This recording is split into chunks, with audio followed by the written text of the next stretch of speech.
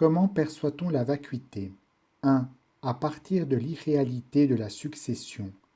Tout dans ce monde succède l'un à l'autre. Par exemple, nos grands-parents mettent au monde nos parents qui nous donnent naissance. Puis nous mettons au monde nos enfants qui, à leur tour, donnent naissance à nos petits-enfants, et ainsi de suite. De même, quand une bûche est consumée, on en ajoute une autre, et le feu continue à brûler. Il est dit, les vagues du fleuve Yangtze poussent celles qui les précèdent, et les hommes nouveaux remplacent les anciens. Tout ce qui est dans ce monde ne cesse de changer, de se succéder, c'est là le sens de la vacuité. 2. À partir de l'irréalité du mouvement cyclique. Qu'est-ce que l'irréalité du mouvement cyclique? Regardons la causalité. On plante une cause et l'on récolte un effet.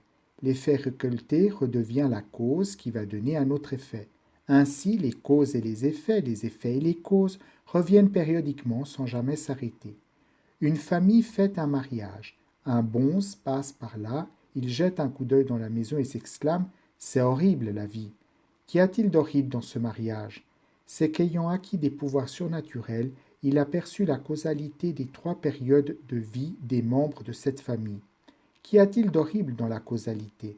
En fait, il a vu que les invités de la fête sont ces animaux que les maîtres de maison ont abattus quand ils étaient bouchés, et que les mariés sont respectivement le petit-fils et sa grand-mère dans la vie antérieure.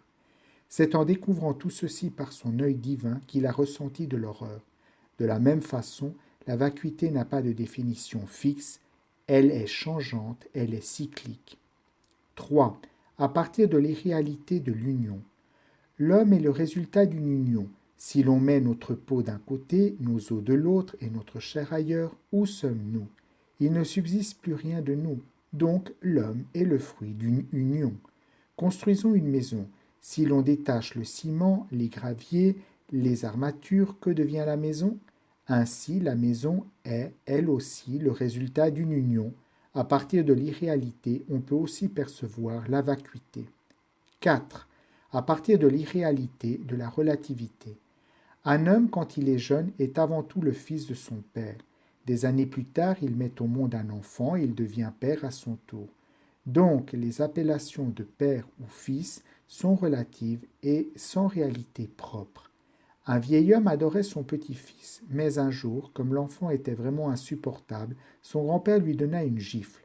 Son fils, qui était là, en fut très fâché et se gifla lui-même. Voyant cela, le grand-père demanda « Pourquoi t'es-tu giflé ?»« Tu gifles mon fils, alors je fais de même au tien. » C'est parce qu'il ne comprenait pas l'irréalité de la relativité qu'il a commis cette action ridicule. Un autre exemple, quelqu'un me dit « Maître, ne donnez pas lecture dehors, venez à l'intérieur. » Dans sa façon de penser, là où je suis est l'extérieur, là où il est, c'est l'intérieur. Mais si je lui dis « Ne reste pas à l'extérieur pour écouter, viens à l'intérieur », alors là où je suis deviendra l'intérieur.